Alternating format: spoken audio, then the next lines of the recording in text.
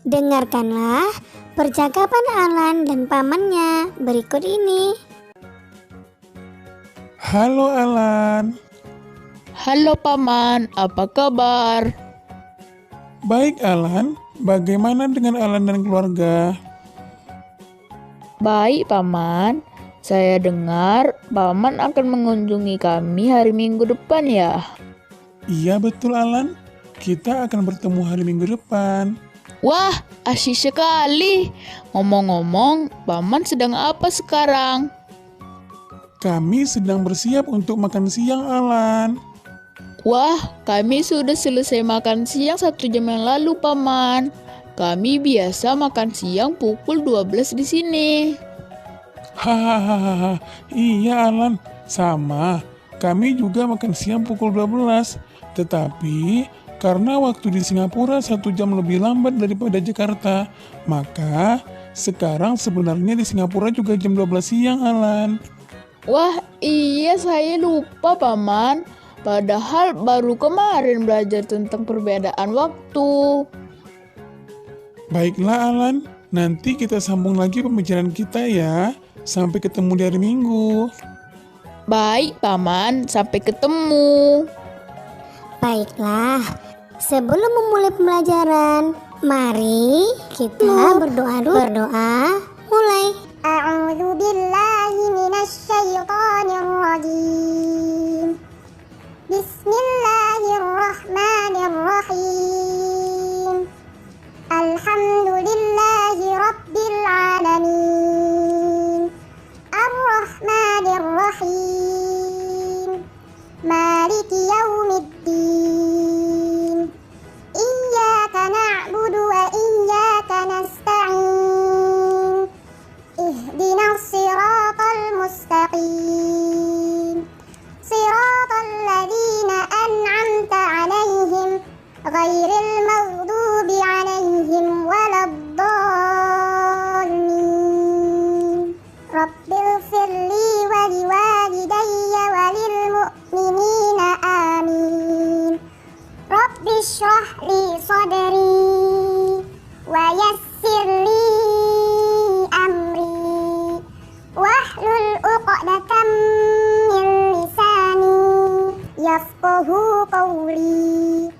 Ya Fattah, Ya Alim, iftah lana babana bil Qur'anil azim. Nasrum minallah wa fathun qarib wa basyiril mu'minin. Allahumma nawwir bi kitabika basari wa aqliq bihi lisani washrah bihi sadri wasta'mil bihi jasadi bihawlika wa quwwatik fa innahu la hawla wa la quwwata illa bik wa innahu la hawla wa la quwwata illa billahil aliyyil azim. Shadaqallahul azim. Berdoa selesai. Untuk menjaga kesehatan, kamu jangan lupa menerapkan 4M. Yang pertama, memakai masker. Yang kedua, mencuci tangan dengan benar. Yang ketiga, menjaga jarak. Dan yang keempat, menghindari kerumunan agar kita semua terhindar dari virus corona. Hari ini kita belajar tema 8, Bumiku, subtema 1, perbedaan waktu dan pengaruhnya, pembelajaran 3. Yang pertama, muatan bahasa Indonesia, KD 3.7 dan 4.7, memperkirakan informasi yang dapat diperoleh dari teks non-fiksi sebelum membaca atau hanya berdasarkan membaca judulnya saja. Paman Alan dan keluarganya tinggal di Singapura. Singapura merupakan negara tetangga kita. Apa yang dimaksud dengan negara tetangga?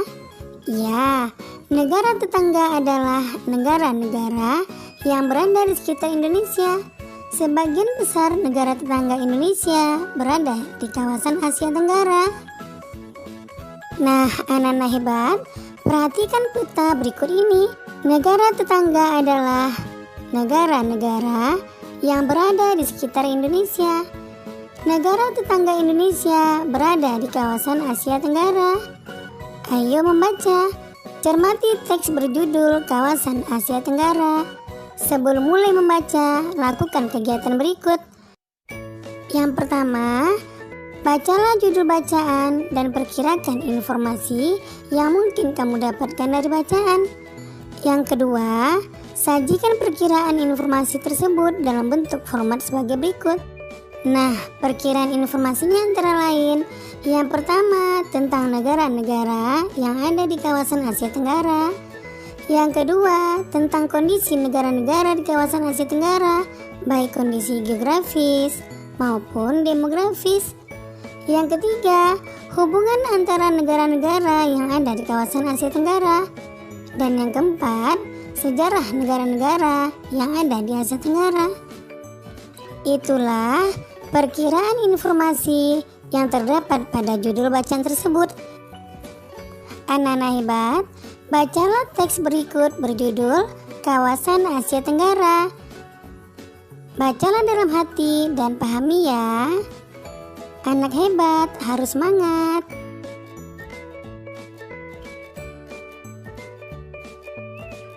Ayo mengamati. Perhatikan kembali peta Asia Tenggara. Identifikasilah negara-negara yang ada di Asia Tenggara. Negara-negara yang terletak di kawasan Asia Tenggara antara lain: yang pertama, Indonesia, Brunei Darussalam, Kamboja, Timur Leste, Singapura, Malaysia, Myanmar, Thailand, Laos, Vietnam, dan Filipina. Tuliskan informasi penting yang kamu peroleh setelah membaca teks kawasan Asia Tenggara. Tuliskan informasi tersebut dalam format yang disediakan dan bandingkan dengan perkiraan informasi yang sebelumnya kamu tuliskan. Apakah kamu menemukan persamaan dan perbedaan? Nah, informasi penting yang didapat setelah membaca teks bacaan: yang pertama, letak Asia Tenggara berdasarkan garis astronomis dan geologis. Yang kedua, tentang kondisi negara di kawasan Asia Tenggara secara geografis. Yang ketiga, persamaan antara negara-negara di kawasan Asia Tenggara secara geografis. Dan yang keempat, akibat letak geografis terhadap cuaca dan kesuburan tanah negara-negara di kawasan Asia Tenggara. Nah, dari informasi tersebut kita bisa membandingkan. Ada beberapa persamaan dan perbedaan perkiraan informasi penting sebelum membaca teks dan informasi yang didapat setelah membaca teks. Perbandingannya adalah sebagai berikut.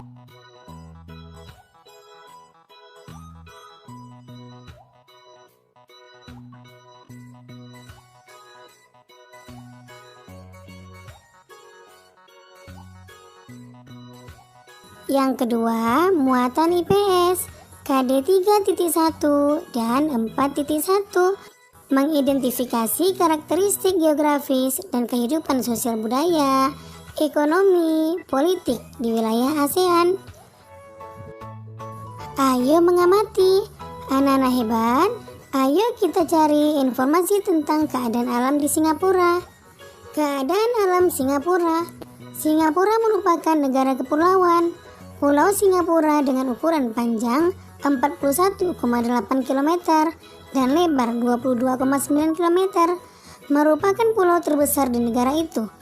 Hampir semua wilayahnya berupa dataran rendah. Suhu udara di Singapura rata-rata 26 derajat Celcius.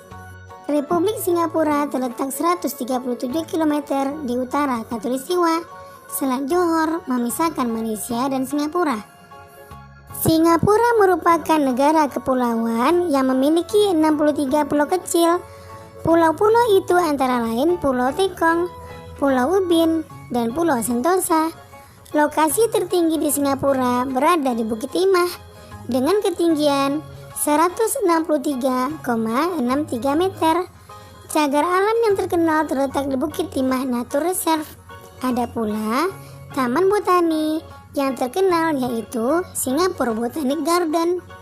Berikut adalah peta negara Singapura dan juga tentang keadaan alam Singapura.